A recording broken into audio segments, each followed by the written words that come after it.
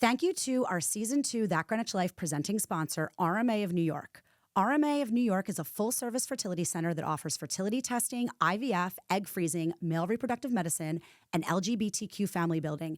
And with 14 clinics across Manhattan, Brooklyn, Westchester, and Long Island, they make expert care accessible. RMA of New York is changing lives and helping so many of us write our next chapter.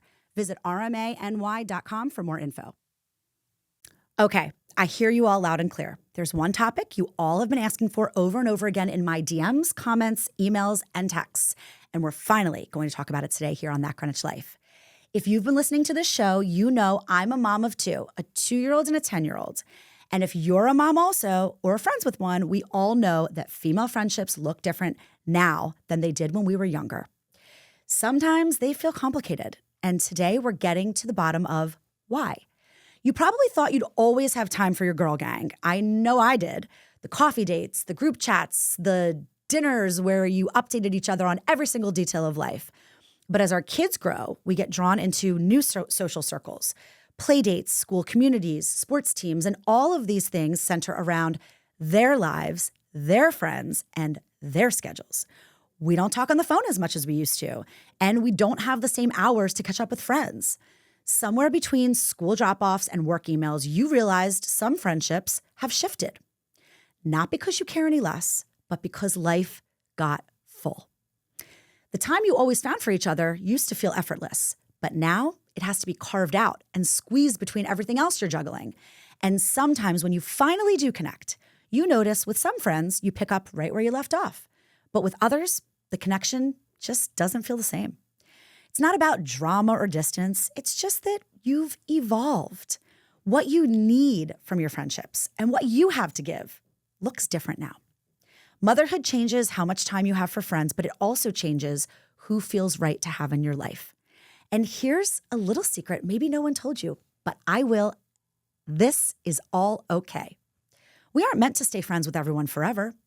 Sometimes bonds fade, sometimes life pulls us in different directions, and it's all so confusing and tough to navigate. But not to worry. By the end of this episode, you'll be a bit clearer on which connections are worth holding on to and which ones are okay to let go of. You'll feel a bit lighter about the guilt and the pressure you put on yourself when it comes to some friendships. And you'll feel more confident in carving out space for the relationships and the moments that truly nourish you the most. You are not alone. And I promise you, finding your balance, your people, and your joy is absolutely possible and something we're all learning to do as we go. So let's get into it.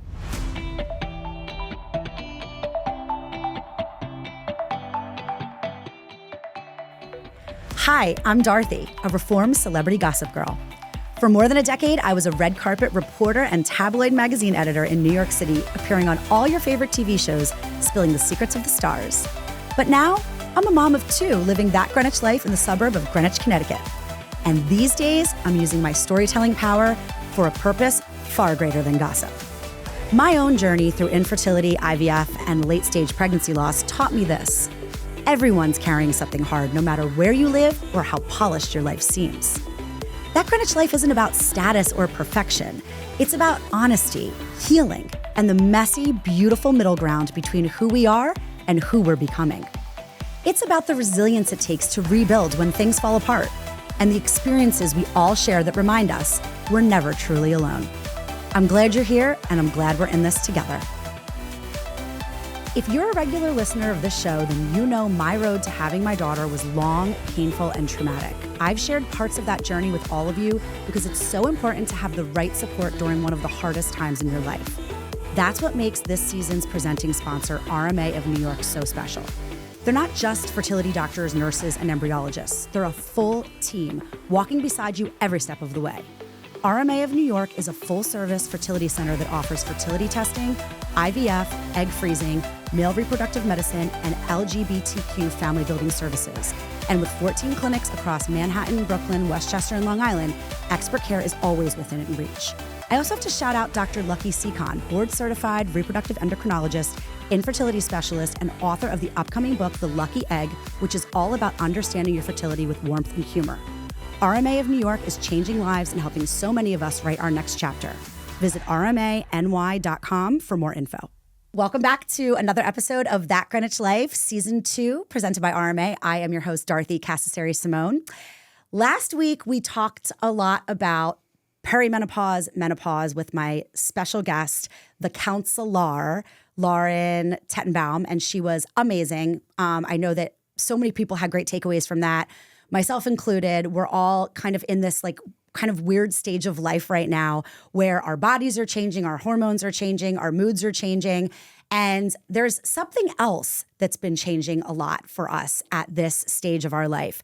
Definitely, if you're a mom, and even if you're not a mom, it just so seems that when we're older now in our 40s, 50s, and listen, if you're listening in your 30s, maybe you can relate to, I'm sure that you can. But I think one thing that has been a constant throughout the break between my first season and my second season is this feedback from you guys, from the listeners, about this topic that you really wanted to hear more about. And I have a lot of my own personal experiences to share on this topic.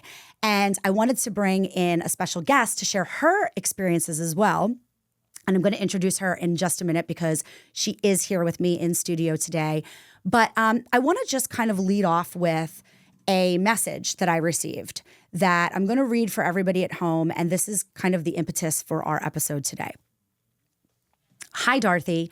I'm struggling with how my friendships have changed since becoming a mom. Some of my closest friends seem to have drifted away, and I feel like I don't have the time or energy to maintain the ones I care about most. How can I navigate these changes without feeling guilty or lonely? This was a theme that just kept coming up over and over again, as you guys heard me talk about in my intro. And it needed to be addressed because friendships are not as easy, I think, as they were when we were teenagers in high school and we were all showing up every day at school on the bus or driving into the parking lot, and then we were all at our lockers and we were just kind of all there. As we've grown in our lives and as we've gone through different periods of time, I think our relationships have all changed too, and we're all trying to navigate it.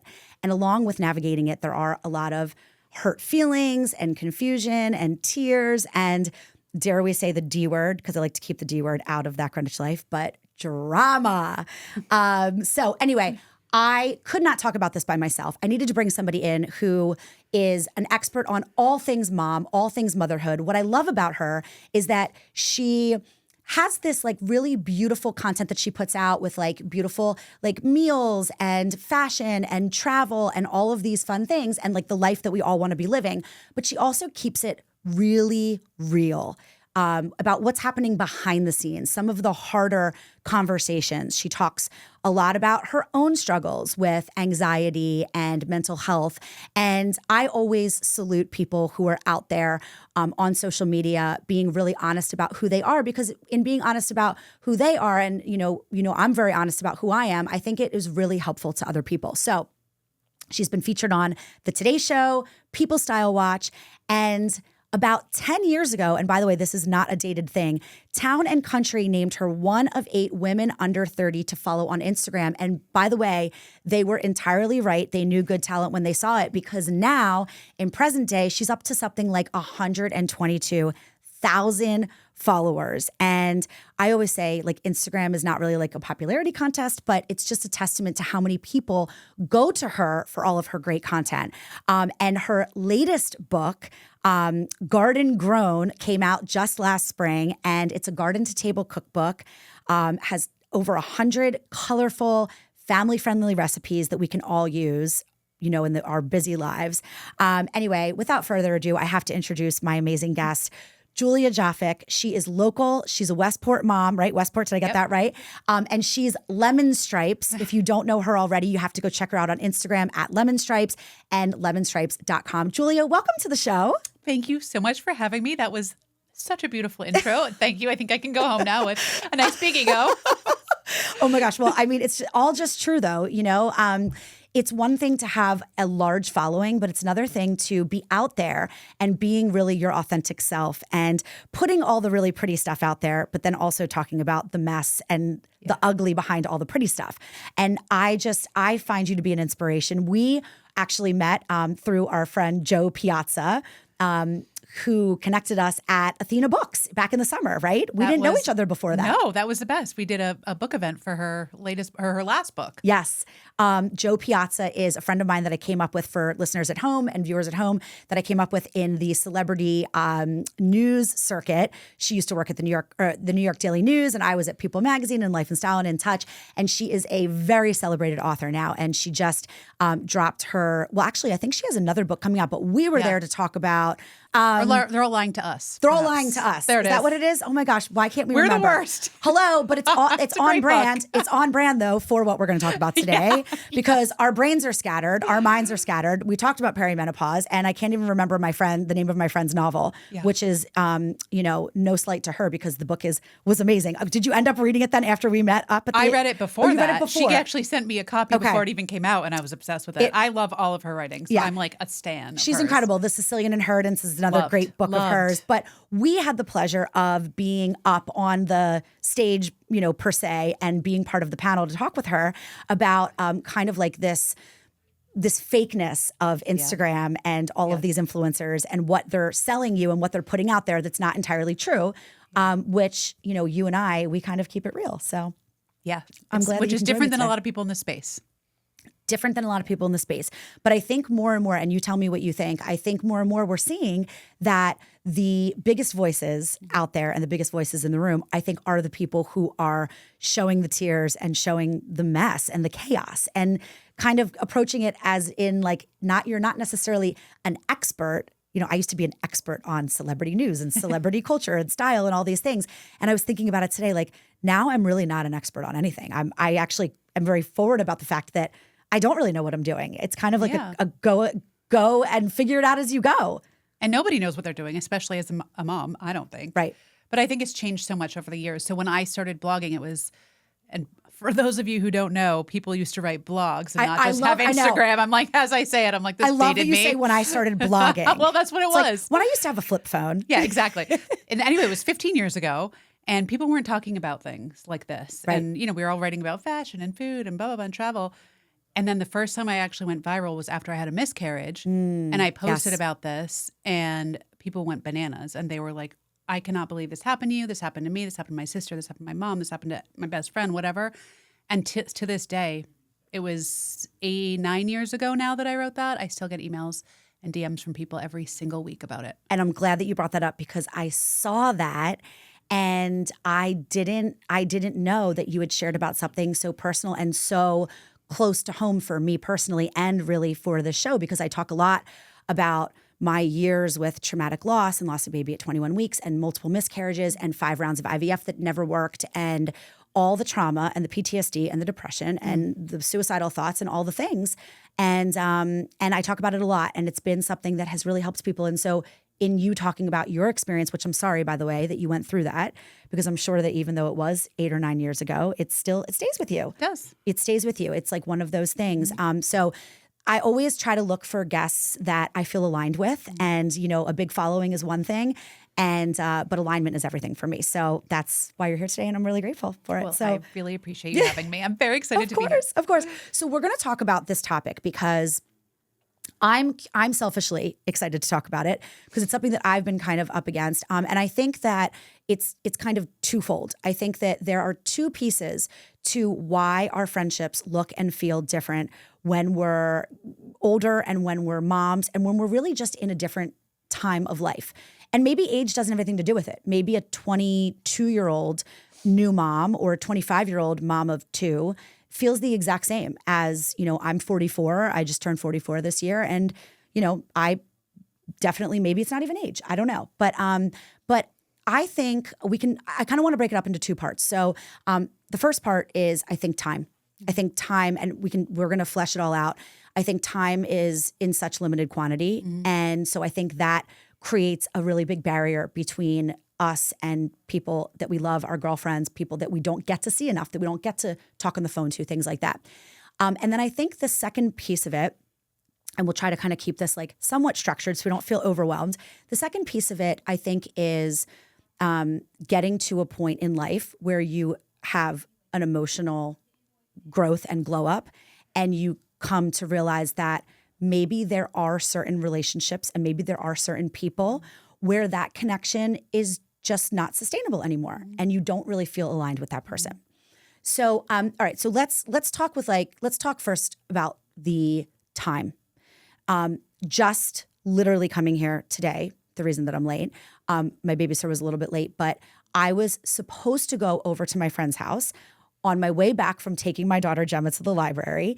And we were running behind with the library. And then my friend was running behind on a Zoom. And then basically she was like, all right, you know what? I'm just going to come pop by your house before your sitter gets there and just come in, even for just like a quick hug. And I gave her, you know, some of like my son's old clothes for her son, because that's what we do. Yeah. And we saw each other for like all of 15 minutes. And we've been trying to get together now for 2 months, I would say. And we were supposed to have dinner a week ago or 2 weeks ago it was, with both of our families, and her daughter had a fever and then we couldn't. Okay. So like these are obviously things that we were never contending with back in the glory days of being with our high school crowd and college crowd and meeting up at, you know, the cafe or the library. And then in our 20s, like I lived in New York City in my 20s and it didn't look like this.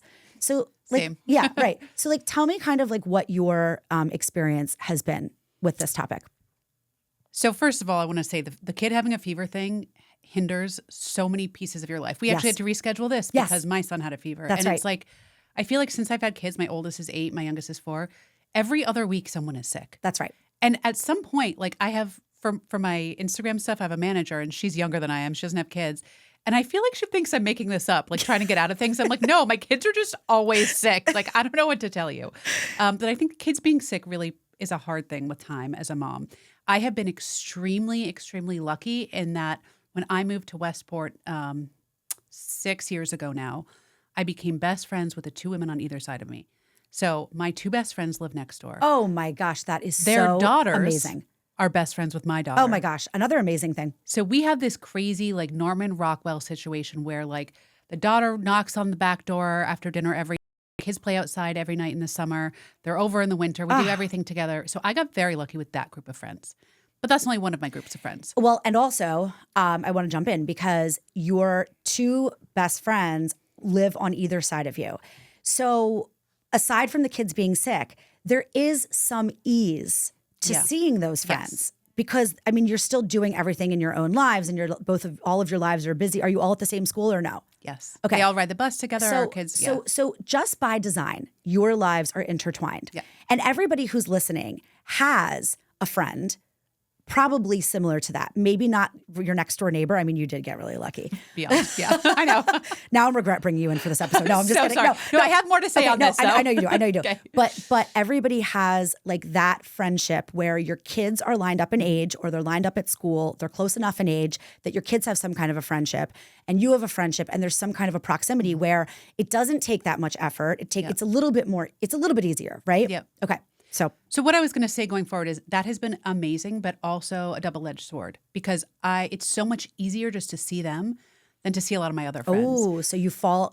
So other friendships end up falling short, you know, interpersonally because I don't see them necessarily as much because if we have a free night and, you know, our kids are all there and it's just easier to pack up and go next door than go out with other people, we end up kind of just like falling back into that safety net, which is wonderful and comfy and cozy and warm and perfect. Of course, especially if you want to open a bottle of wine. No one has to get in the car. Literally. Just walk yourself on home or stumble on home. Yeah, like depends on what kind of week you've had, how many kids have been sick. Exactly. Exactly. My neighbor will walk over with like her glass of rosé in the back. The dog runs in. It's like the best. Okay, but I'm moving to your neighborhood. Yeah, move next door, across the street. It'll be that Westport life, I guess. Yeah, but then, you know, I don't see my other friends as much because it's just, that makes it so easy. And I will say that friendships, having one kid in daycare and one a school-age kid with moms who are in that daycare or in our school are so much easier. Mm-hmm. Not just the next door neighbor, but like you said, I have one very good friend. I see a drop off every morning. Mm-hmm. We connect. We're like, oh, maybe we should get coffee later. And when you see someone more, you're more likely to connect with them later, right? So it just naturally progresses that way. Right. Well, I mean, also that's why if you think back to your 20s, I don't know, where were you in your 20s? I was in the city too. Okay, you were. Yeah. Okay. And you worked in marketing, right? I worked in marketing and then I worked in sales and right. Yeah. So if you think back to your 20s, I feel like my social circuit was a lot of my college friends, a lot of friends that I met in the city, but like, who are the people that you met in the city? You met people through work. Yeah. You saw them every day going into work. You were just placed, you were physically placed with them every single day. So there becomes this like community. There's this camaraderie that's created, and it's easy because you got to go to work every day, you know, unless like you're calling in sick and making it up like you have been, like your social media manager things. Exactly. But you know, but now it's different, because now if you want to see friends who maybe your kids at one point when they were toddlers were friends, but now they're in 4th grade and now they're in different schools and they have different sports and different interests and they're not really close anymore, chances are you're going to probably get together with that girlfriend away from the kids. Yeah. And that complicates things. 1000%. Because then you're dealing with the impossible equation where if you think about as a mom, and again, it's not just a mom, but if you think about like your time as a pie chart, the vast majority of that time is with your kids. And it revolves around your kids. The reason that I didn't make it to my friends this morning is because my daughter was not in school this morning and I've been really busy with work, and I really wanted to carve out that time to take her to the library because we had been talking about doing it. And I really support the library and I believe in the library, and we're going to be going away. And I wanted to get my son the next series in his book that he's reading, The Mysterious Benedict Society, if anyone's looking for a good recommendation. People always ask me like, what's good for like 4th graders, 3rd graders? But anyway, like that's why I didn't see my friend, because I prioritized the time with my daughter because the other mornings are very busy, either with her being in school or me being working. You know what the most important part of this show is? You. Yes, you. The person listening while you're dropping the kids at soccer, folding laundry, or walking your dog. You make this show what it is, and it's your support, your time, and your energy that brings it to life every week. So can I ask a quick favor? It'll take just 20 seconds, I promise. Head over to Apple Podcasts or Spotify, hit that follow button so you don't miss new episodes, and leave a quick rating or review. Another great way to spread the love, pop the link to the show or your favorite episode into a group chat so more friends can check it out. These small gestures make a huge difference, and most of all, they help the message reach someone who needs it the most. As always, be sure to follow me on Instagram at DorothyOnTV and check out DorothyOnTV.com for the latest updates and to shop our brand new merch. And now back to the convo. Well, I think that's just to go off of that. I think prioritizing our kids is always going to come first, no matter what, for most mothers, right? That Maybe is not true. all, but that is only for a certain amount of time. And this is such a finite point of our lives. Like there are a certain amount of years where this is going to be like this. And then it's not, because my oldest is 8. In 5 years, she's not going to want to spend any time with me. So this is all going to change soon for us. So I think it depends on how old your children are. That's right. For time. That's exactly right. Because I think once I'm hearing from my friends who have kids who are teenagers or in high school, I think once they get to that point, then your friendships and your social life changes dramatically before they start driving, because then you can't even go out to dinner with another couple and, you know, have like something to drink or stay out late because you have to be over to go pick up your daughter at 10 o'clock, 10:30, 11. Some of my friends go 11:30 to go pick their teenagers up from somewhere. Well, that's past my bedtime, so that's not going to happen in my house. I dread the day that happens. But you know, there's like that too. So it's like at every single stage, I think it just becomes more and more complicated. And you brought up a good point. So, you know, right now we're prioritizing our kids, and I don't want to go into the next part of this, which is the friends that maybe you're not aligned with anymore. But what about the friends that don't really feel that way and don't really understand when you have to prioritize your son, my son's like drop off at dive, or I can't come to happy hour, or I can't do this. I don't know if you've run into any people like that, because there are some people like that out there that they don't get it. I feel like very lucky that I haven't. That's great. Or maybe I'm just not friends with them. I don't know. Like I feel like I found, like you said, in your 40s, you like really realize what you want to do with your time and who you want to spend time with. And now that I'm 40, and even in the last 5 years, I've really made sure that the people I spend time with lift me up and make me feel good, because I do struggle with incredible amounts of anxiety. And anyone who's like taking away from my fire, as we like to call it, I physically can't handle that. I love that. I think that's why none of my friends are like that. So I love that you made that decision. I have made that decision in certain places, clearly not in enough. If I still have friends that are like that. But I think everyone who's listening has that situation with a friend. Almost everyone has that situation with a friend or two where they just don't really understand sometimes. And I'm sure that I've been guilty of it in the past, when I was maybe, new to Greenwich, feeling a little bit lonely, like maybe a little bit more needy of my friendships, and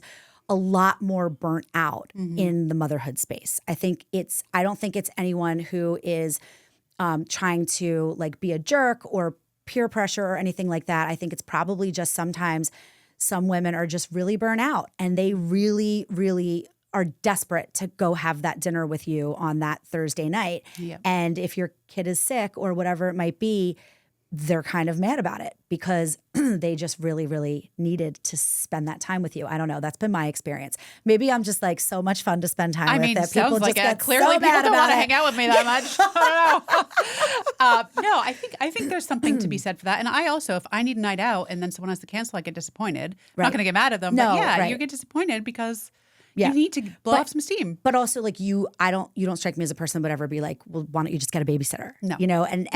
And I think that has been said before in the past where I've heard that said directly to me or about somebody else, or like, why can't she just get a carpool? And Yeah. it's like, maybe she likes to drive her daughter to soccer and watch the practice. I don't know.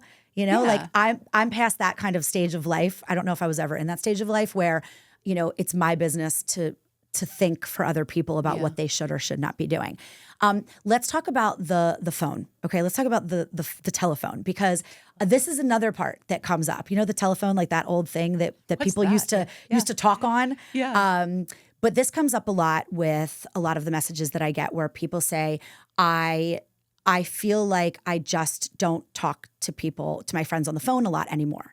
And that's created a problem with keeping up with friends who don't live in Greenwich, which I'm jumping around here, but I do want to mention too, like I think during COVID, I think we realized that a lot of people who lived locally, they really became our family. And we lost touch with a lot of people who lived, outside of our communities because it was actually impossible to physically be with them. But let's talk about the phone. I have a 2-year-old and she's talking up a storm now. So I cannot talk on the phone ever, because if I'm talking on the phone, then she's screaming the entire time in the background. Claudio knows. She's been here before. Oh, no. She's been here before many times. My producer, Claudio, he knows. My daughter does not shut the F up. And you know what? Apple doesn't. He's saying she's the best with the heart sign. And Apple doesn't fall far from the tree. But for me, phone just doesn't work. Tell me for you, like what's... First of all, I just have to say, also having a daughter who's now 8, she also doesn't shut the F up. Yeah. And it like sometimes grates me so hard, but it's also so cute. It's like adorable. the things she talks about. Yeah. I'm like, what are you saying? Okay, so I feel like you're in a very different stage of parenting than I am. My youngest is almost 5. Yes. So we're like past that screaming stage. Like if I tell him go so play, nice. they'll go play. Like they go in the basement. We have a playroom in our basement. If I say go down there, they can go for 2 hours and play. Like this is a very different stage.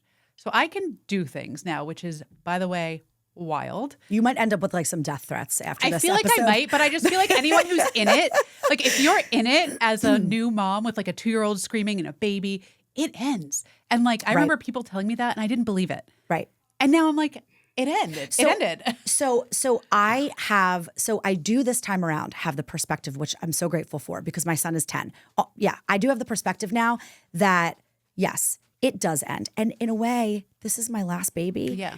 And I went through a lot to have her and I don't even really want it to end. I know. However, it is a huge obstacle to me ever talking on the phone. Yes, back to the phone. To people. So here's what I'll say about the phone in my personal experience. So I have a sister who lives in Philly. Okay. All right, Philly. What? Where does she live in Philly? Manayunk? Oh my gosh, of course. Yes. Manayunk. You know Manayunk? I'm from Philly. I grew up in Jenkintown, forgot this. which is Okay. Bradley Cooper land. I mean, he literally grew up like right down the street from me. Okay, what a good And claim when to I fame. met him on Fifth Avenue, walking my son in the stroller when he was born, I met Bradley Cooper. We were chit-chatting, walking down Fifth Avenue. We had a nice like romantic stroll, and I talked to him all about Jenkintown. Sorry, Bradley Cooper. Like on my old TV show, Celebrity Corner. I didn't have that Greenwich Life sign behind you and the hearts behind you and the New York City skyline. I had a framed picture of Bradley Cooper. He was the resident mascot of my show. That is a really good claim to fame. So I know like that. Manayunk very, very well. Spent many a nights, many a New Year's Eve, many a nights crying about, probably a guy and, things like that in Manayunk. So great spot. Okay. Yeah. So Manayunk's great. So your sister lives there. So my sister lives there, and you and have we to are talk very to her on the close. phone. We talk on the phone probably 4 times a day. My gosh. We're crazy. That's amazing. Yeah, and we just make it work. And like sometimes we get on the FaceTime and the kids come on too, and like we include them in it. And then sometimes I need to be alone, and I have like very strict boundaries with my bedroom and my kids. So I'll say, I need to go in my room. I need to talk to, they call her Auntie Boo Boo. I don't know why. I have to go talk to Auntie Boo Boo. It's like a Labubu. Yeah, it's like a Labubu. It's like Labubu before Labubu. Yeah, okay. Exactly.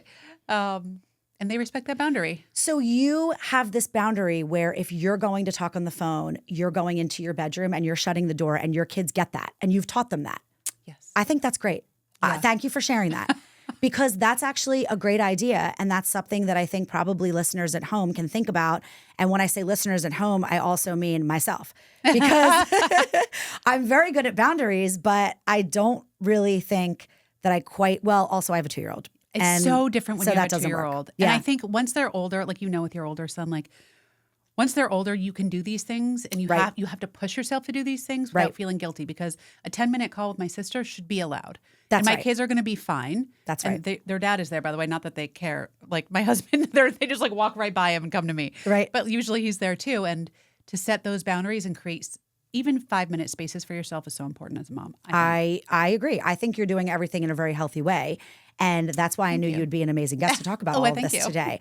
The other part about the time, I think, and my working mom friends talk about this a lot, where it's hard for us to see each other and really even to talk to one another, especially my friends who commute into the city, because their pie chart looks different than mine, because their pie chart, like the sliver with their kids, is so much smaller because they leave in the morning early and they get back at night, and they try to be there for all the things they can be there for. But then when the weekend rolls around, it's hard because they want to be with their with their kids, understandably, but they also want to be with their friends too, and like let off some steam and have like some girl time and some girl talk and stuff like that. And that is a very, very hard equation for them to solve. And I've heard from a lot of listeners, working moms, that it's hard. And tell me kind of what you've heard on that front, and even like for you, because you're a working mom and obviously your job is structured differently. You're not commuting into the city every single day or anything like that.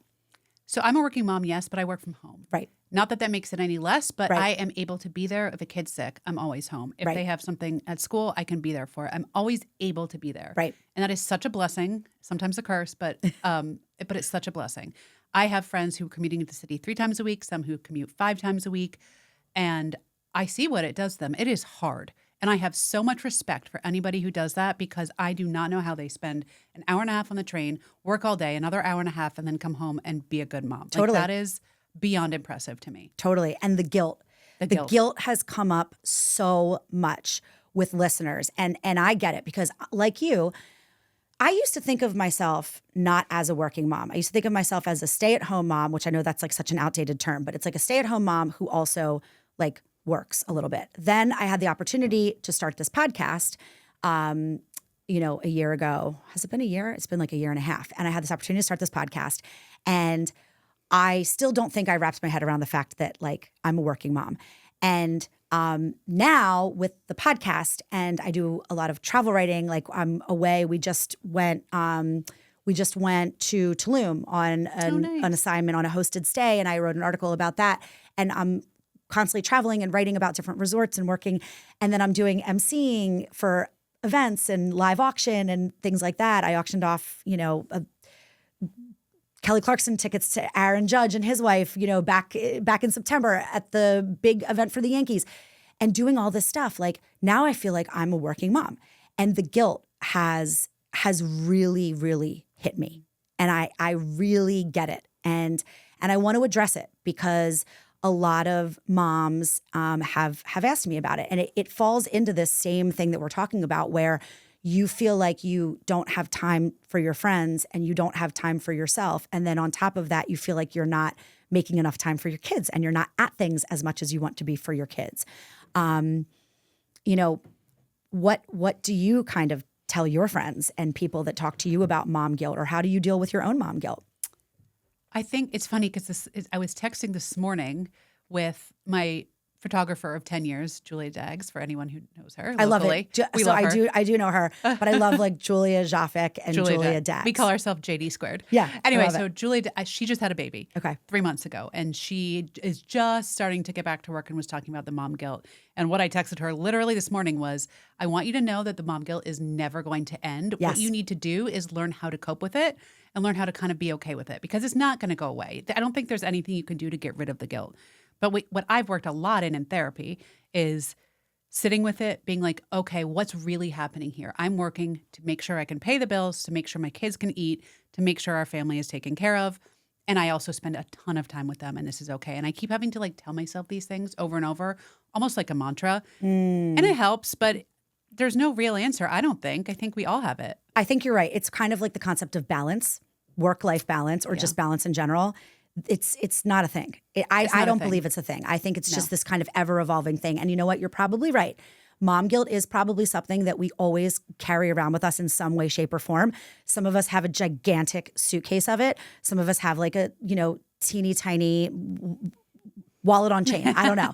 But the thing is, you're right. And I think with mom guilt, what I try to tell myself and what I try to tell my friends and listeners who write me about this, I try to say, you can only take like small steps where you can. So you have to kind of look at it as you're doing the best that you can.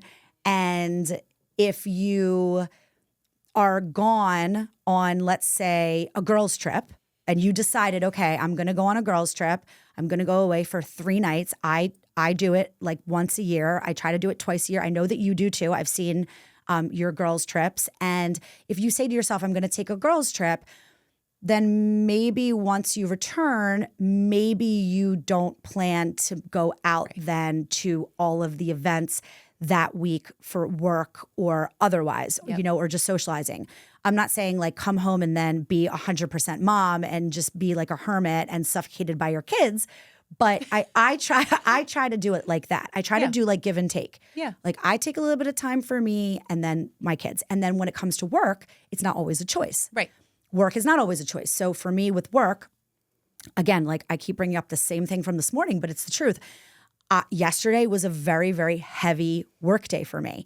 And I had a lot going on and I had a lot of really time sensitive things and a lot of deadlines. And I had my babysitter yesterday and I worked my tail off all day long. And so this morning, what needed to give? It needed to be my time with my friend because I really just wanted to spend a little bit of time with my daughter. So I think it's like you have to just go in small choices, choice by choice. And you have to also just like stop pressuring yourself. Yes. Your kids, chances are your kids have it pretty darn good. Yeah. If your kids are growing up in Fairfield County, Connecticut, believe me, they're going to be okay. They will survive. They will survive. Hey moms, dinner doesn't have to be a hassle any night of the week. Constantino's of Greenwich makes it easy with delicious homemade options for everyone in the family. The best pizza, pastas, salads, sandwiches, and chicken dishes. And don't forget the ice cream. The cannoli flavor is my favorite. Your kids like mine will be begging you to order from Constantino's.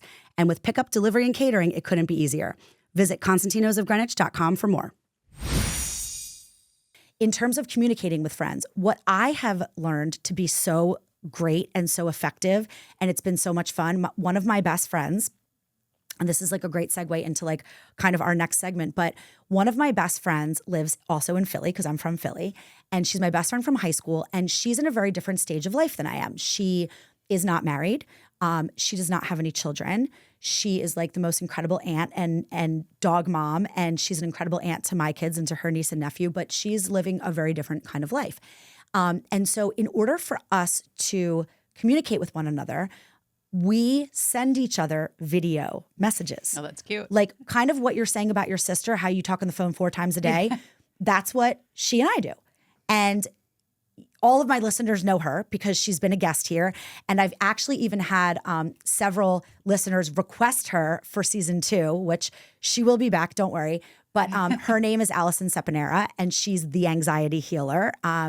She has built this huge platform where she's helped I mean, she's been helping millions of people. She has like 500, I don't even know at this point, like 500,000 followers. She has a podcast, The Anxiety Chicks. She's incredible. And these little video messages that we send back and forth to each other, they work for us because they allow us to keep in touch and be in each other's life. And if there's like something really important, then we'll be like, do you want to get on like a call? Yeah. But it's great because even if like I'm crying about something, first of all, I have no service in Greenwich. Like people that are listening in Greenwich, there's no cell phone service ever anywhere that you drive. Calls drop nonstop. So this is like an effective way to be able to like tell her a story and like not text it. And like, you know, sometimes, and we understand that like we're busy and that we'll get back to each other when we can. Yeah. And it's just kind of nice because I think it also facilitates with the concept that now that I'm kind of like older and I'm emotionally growing more and more, I don't have to necessarily run to the phone and dial somebody when I'm dealing with something hard. I can sit with it for a second and I can kind of process it and see how it feels. Yeah. And then I can go and relay it. So this kind of like not being able to really be on the phone that much, it has its disadvantages, and I think it does have its advantages. But speaking of my friend Allie, I want to play this audio clip because this is something she and I have talked about a lot. As a single woman, she's been dealing with this kind of confusing landscape of which friends, you know, is she really aligned with? Some of her friends, you know, are moms and they have like kids with busy schedules and they're in a different place than her. And maybe she's not like getting invited to certain things because she doesn't have kids and things like that. So like I said, everyone's struggling at their own point. But when it comes to figuring out this other part of it where you're growing and your kids' lives are changing and your life is changing and some friends might not be like that good of a fit anymore, she had a clinical, because she's a psychologist and she has her own practice. She had a clinical take on this that I want us all to hear for a hot second. So Claudia, I'm going to ask you to roll that audio for us. You know, I think one of the most quietly painful things about midlife is how complicated friendships can become. You know, because when we're younger, friendships are built around proximity, like school and work and play dates. There's some shared routines, but when you get into midlife, everyone's worlds start to sort of scatter. So a lot of people move, people have different career shifts. So the fact of the matter is, it's not that we care less, it's that our bandwidth shrinks. So between caregiving and our careers and trying to take care of ourselves, friendships require intentional energy. So if one person is growing in a new direction, that mismatch can start to feel uncomfortable, maybe even a little painful. And that's where friendship transitions or like friendship breakups, quote unquote, they can happen. So no one really teaches us how to grieve those or how to do those, actually. It's a loss, even if it feels mutual, but more often than not, one friend is feeling just misaligned with another friend. And that one person is trying to navigate through how to sort of distance themselves from that person. And a lot of this comes with a lot of sadness and confusion, but also comes with some relief sometimes. So if you're in that space right now, I want to give you a couple gentle reminders. So one, not all friendships are meant to last forever, right? So some people you can consider as having them in your life in different chapters of your life, right? Maybe like not lifelong characters, so to speak. Two, it's okay to outgrow a connection, right? So growing and learning from those experiences is awesome, and really try and stay away from blaming yourself or blaming the other person. Number three, I want you to lean into curiosity, not guilt. So ask yourself, who are the people in my life that feel safe? Who are the people that are aligned to me and nourishing for me in this season of life? And really lean into those people. Friendship in midlife might not be what you remember it to be. It might look a little different, but the most important thing to remember is it's not really about quantity anymore. It's about quality and reciprocity and really peace and feeling safe around that person. Oh my God. she's brilliant. I'm going to be her friend. Wow. Okay. Yes to all of that. I mean, the safety thing is so important. I was actually saying this. So my best friend and I, my daughter and her son were in daycare together, and we're in separate towns, we're in separate schools, but we text all day, every day. And then we just call each other when we're driving and be like, do you have a second? Yes, no. If no, then we just talk, whatever. And we were just saying this because I said to her, I was at dinner with other friends and I didn't feel safe and comfortable talking about all the things that I feel safe and comfortable talking to her about. And it makes me realize, again, who I want to spend my time with are those people who are like the soul connections, the people who like feel like a sister to you. And at the end of the day, like it's okay to have those other friends too that you might not be like as close with. But where do you want to spend your time when you only have such a small amount of it? Well, that's the big question. Right. And you hit the nail on the head. Right. Where do you want to spend your time when you have such a small amount of it? And I think we are all starting to realize that we can't keep this closeness with so many people that we once did. My kind of friendship journey, friends for me have always been like family. I am going to talk more about this in this season, finally, because it's come up so much. But I have a lot to unpack with family of origin and what that was like for me when I was younger and in high school and in college, in my 20s, and even now. And so friends have always been that family for me. And of course, now my family is my husband and my children and my dog. But friends have always been like beyond important. I was like never the girl that got a boyfriend and then like didn't see her friends. And I was probably throughout most of my life best friends with everyone that I was friends with, right? Like, because in nursery school, the nursery school teacher said to my mom, like, Dorothy will always be fine with like your divorce because the world is her therapist. And that's how I lived life. I know, it is really sweet. It's also like, oh, poor little Dorothy. I know. Poor little thing. But like, how brave was she? I know. That's But very she just sweet. like, she always just like wore her heart on her sleeve and just told everybody everything. And like the most, intimate details of life. And like, if you listen to the show, you could probably make a case for that. I still do that, but not really. And so in this huge transformation that I went through in hitting the absolute rock bottom of my being and the darkest night of the soul and all the things that I went through, I really kind of came out of that realizing who are the people who are safe. Mm-hmm. Something I never even considered before. I never even knew what that meant. Yep. And I think more and more women are realizing that they don't have to people please in a friendship. And they don't have to be controlled in a friendship. I've never, ever subscribed in any friend drama. I never went through it in high school, never went through it in college, not in my 20s, a little bit since I moved to Greenwich. I want more on that. Yeah. Offline. That's a different episode. All names will be changed. No, I'm just kidding. But I never subscribed with that. I only saw it on after school specials and things like that. Yeah. And I realized that there are some women who, in their own insecurities and their own sadness, their own internal sadness, that they make friendships complicated. And that to me is very sad. And I have empathy and love for those women. And I don't think that they're villains. I don't think that they're mean girls.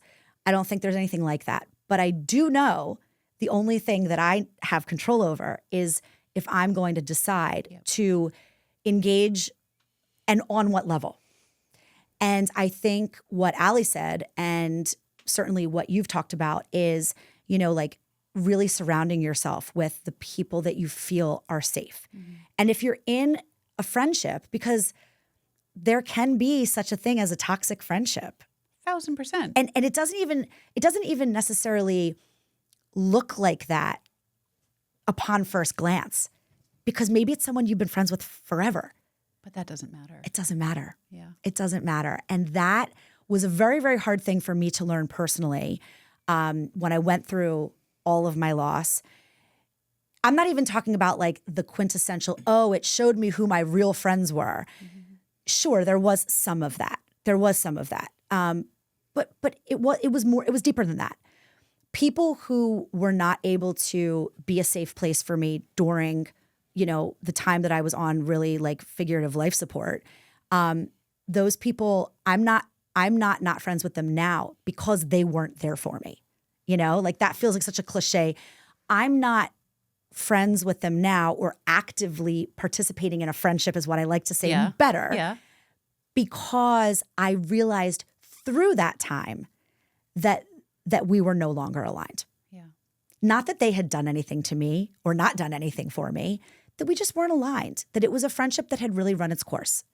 And that a person who shies away from deep, raw emotion, like ugly emotion, a person that's afraid of that, or a person that is not on board with that, or a person who feels like grief is no big deal, you should just move on. Those people can feel that way. That's no problem for me. But I had to make the decision who I was going to move away from. You had to protect your peace. I had to protect my peace. Yeah. That's exactly right. That's the perfect way to put it.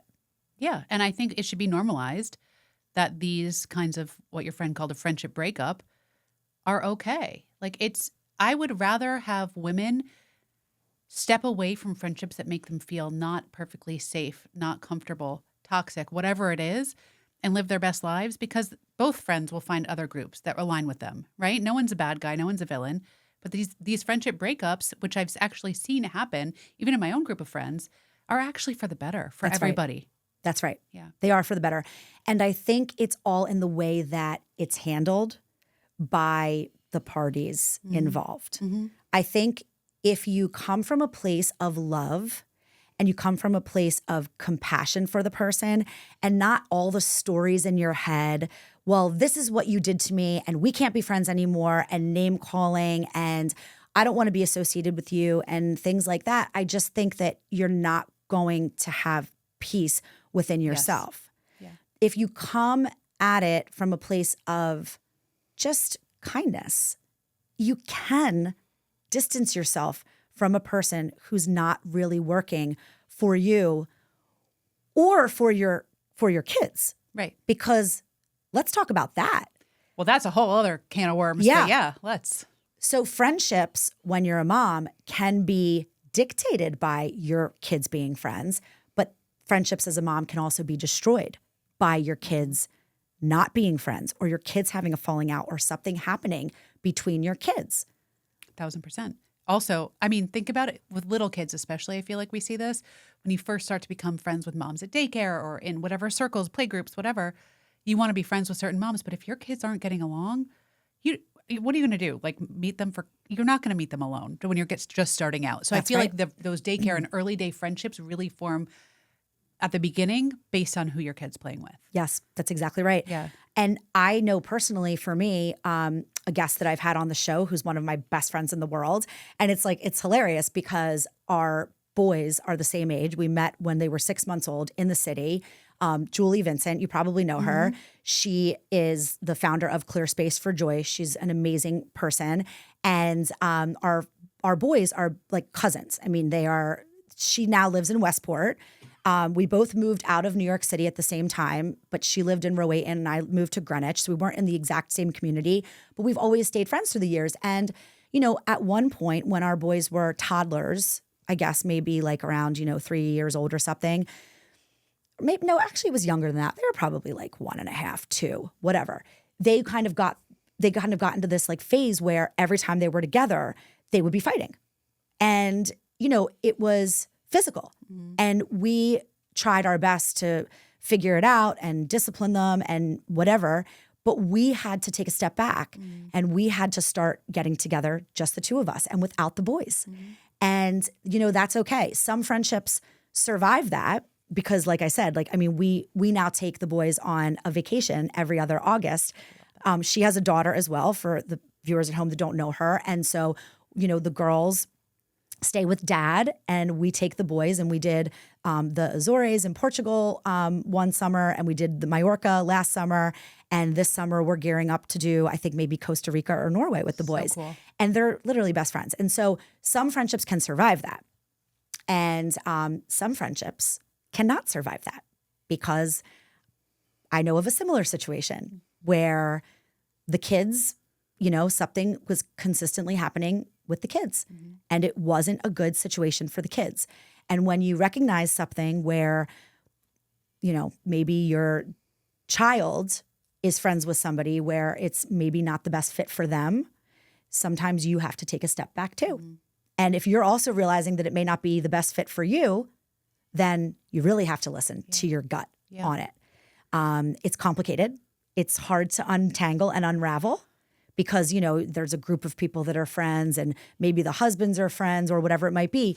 But this is all too common. And I've heard from just so many listeners about this dynamic. Yeah. And it's hard to navigate.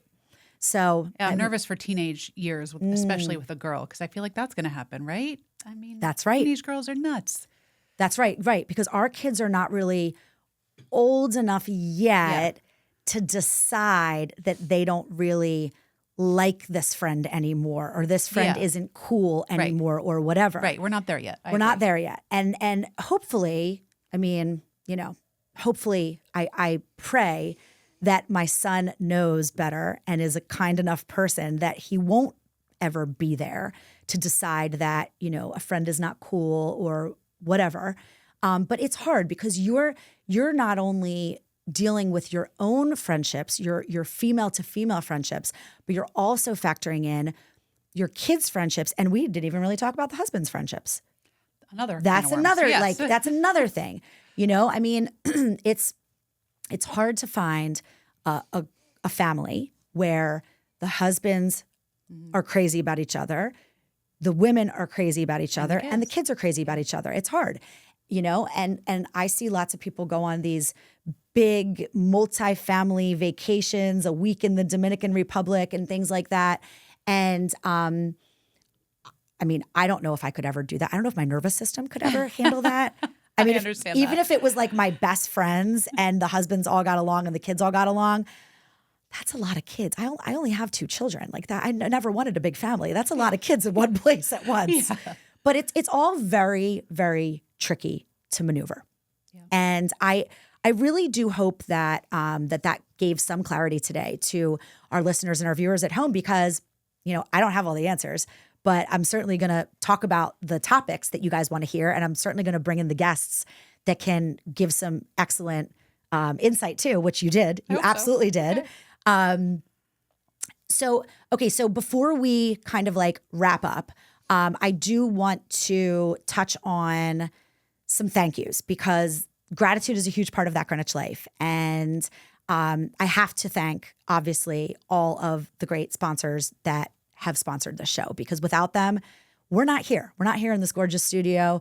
We're not here with Claudio. And so I want to start out first with Constantino's of Greenwich. Literally fan favorite in my house. I talk about it all the time. My friend owns it, and she's so fabulous. And I've known her for a million years, since she used to rep all the, I was going to say Real Housewives of New Jersey, but it's like Jersey Shore, the Jersey Shore cast. She does have a relationship with like Melissa Gorga. And from all my celebrity reporting days, here we are back in Greenwich together, and she owns this incredible restaurant, and I have the show. And so one of our favorite places to order from. The ice cream is my absolute favorite. Also, if anybody is loving this podcast so much and you don't live in Greenwich and you don't live in Fairfield County, or you do and you're like, I want to live in Greenwich too, then you have to hit up my friend Sarah Stone from the Higgins Forbes Global Properties. She is like the best realtor you got going in town. She will help you find your dream home in Greenwich and around Greenwich. Also, Room for Paws Pet Resort. I mean, my dog, he is literally, you guys all know Bleecker. I talk about Bleecker a lot. He's the sweetest. He's not too bright, but very sweet. And poor Bleecker. And his home away from home is Room for Paws Pet Resort in Stamford. Carmela, the owner. It's literally like if you left your kids like with their grandparents and you liked their grandparents. It's really the same with Carmela at Room for Paws Pet Resort. Bleeker's there. And Greenwich Med Spa, which I know is one that Julia, you also can talk about. Greenwich Medical Spa. I was just in the Greenwich location recently. I got their Diamond Glow facial. My face has like literally never looked better. I know that you've been there too. You love that place, right? I mean, I live there. Yeah. I'm like best friends with the girls at the front desk. Yeah, Yes. exactly. So like, and they do everything like facials, injectables. I got my Botox there. It's the best. So had to do like the quick thank you because I'm forever in debt to anyone who is supporting me. And if they're supporting me through their businesses, like I just ask that everybody, you know, try to support them back because we're all about the gratitude, you know? Anyway, that's about it for today. I want to thank my special guest, Julia Dzafic, Lemon Stripes at Lemon Stripes and lemonstripes.com. Guys, check out her cookbook. And it's more than a cookbook. It's garden grown. You can order it on Amazon, Target, like wherever books are sold, basically. Yep. Athena Books in Greenwich. It's a garden to table cookbook. There's over 100 colorful family-friendly recipes with some gardening tips throughout. I mean, the cooking I can kind of do, the gardening I cannot. But I love hearing about people and their gardening. It inspires me in ways that I would never start gardening, but it still inspires me. Thank you so much. And really quick, tell us, Lemon Stripes, where did it come from? So when I started my blog in 2009, everyone was doing alliteration names. You know, it's cupcakes and cashmere and bows and yes, whatever. All I remember. Yeah. And so I was lemons and loafers. Right. And I wanted to rebrand when I opened an online shop, which has since closed. And I don't know, it just turned into Lemon Stripes. It was kind of a random, like, I need a URL. Wait, Lemon Stripes. I love that because I was wondering, because I was thinking about it today when I was driving over here, and I was wondering, when I think of lemons, like you turn lemons into lemonade.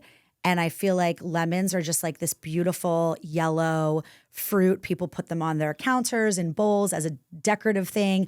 They're like on dresses and they remind me of Italy. But I don't know. I thought about kind of like stripes on them where it's like they're not perfect, just kind of like us. I love that was kind of what I came up with. But I love it. That is not where it came from. Lemons and loafers was like a mix of my two passions, which was cooking and fashion. So yeah. Lemon Stripes kind of came from that. But I like your interpretation better.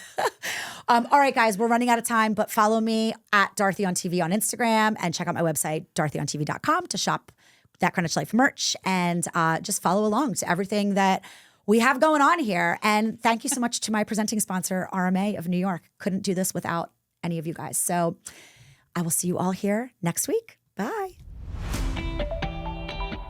Thank you to our Season 2 That Greenwich Life presenting sponsor, RMA of New York. RMA of New York is a full-service fertility center that offers fertility testing, IVF, egg freezing, male reproductive medicine, and LGBTQ family building. And with 14 clinics across Manhattan, Brooklyn, Westchester, and Long Island, they make expert care accessible. RMA of New York is changing lives and helping so many of us write our next chapter. Visit rmany.com for more info.